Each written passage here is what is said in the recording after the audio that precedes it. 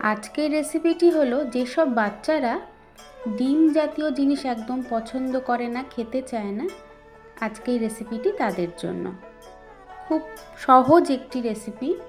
দুটি ছোট ছোট মাঝারি সাইজের আলু, সেদ্ধ আলু ভালো করে গ্রেট করে নিয়ে ওর মধ্যে হাফ বোল মতো চালের গুঁড়ো, নুন, একটু চিনি, চাট মশলা আর সামান্য স্বাদের জন্য অরিগানো না থাকলে আপনারা স্কিপ করতে পারেন। আর ম্যাগি মশলা দিয়েছি যাতে স্বাদটা একটু বাড়ে। আর ভেজিটেবল হিসাবে আপনারা নানা রকম সবজি দিতে পারেন।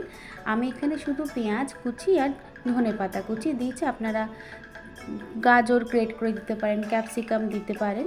যত ভেজিস দেবেন তত জিনিসটা হেলদি হবে। তারপর হাতে অল্প সাদা তেল একটু মাখিয়ে নিয়ে এই বলের মণ্ডটাকে এরকম হাতের সাহায্যে একটু গোল গোল করে নিয়েছি। যদি হাতের সাহায্যে করতে অসুবিধা হয়, মনে হয় যে ভেঙে যাচ্ছে, সেরকম প্লেটের মধ্যে রেখে এরকম দু হাত দিয়েও এরকম রোল করে নিতে পারেন, তাহলে এটি ভাঙবে না। ঠিক দেখুন, ঠিক এইভাবে দেখুন। কথা বলতে বলতে আমার সব কটা রোল করা হয়ে গেছে। এটি একটি সম্পূর্ণ ইউনিক একটি রেসিপি। সাধারণত বাচ্চারা এসব ধরনের খাবার খুব পছন্দ করে। তারপর একটি স্টিমারে 10 থেকে 15 মিনিটের জন্য এটাকে স্টিম করে নিতে হবে। আর আরেকটা কথা, সকালবেলা আমাদের ব্রেকফাস্ট, যাদের মর্নিং স্কুল স্পেশালি খুব তাড়াহুড়ো থাকে, তো এত সময় থাকে না করার, সে কারণে এই পুরো প্রসেসিংটা আপনারা রাত্রিবেলা করেও রাখতে পারেন। সকালবেলা জাস্ট এই যে কিউব করে ছোট ছোট করে ঠান্ডা হয়ে যাওয়ার পর কেটে নিতে হবে। গরম অবস্থায় কাটা যাবে না, তাহলে ভেঙে যাবে। একটু ঠান্ডা হলে তারপর এরকম ছোট ছোট বলের আকারে পিস পিস করে কেটে নিতে হবে।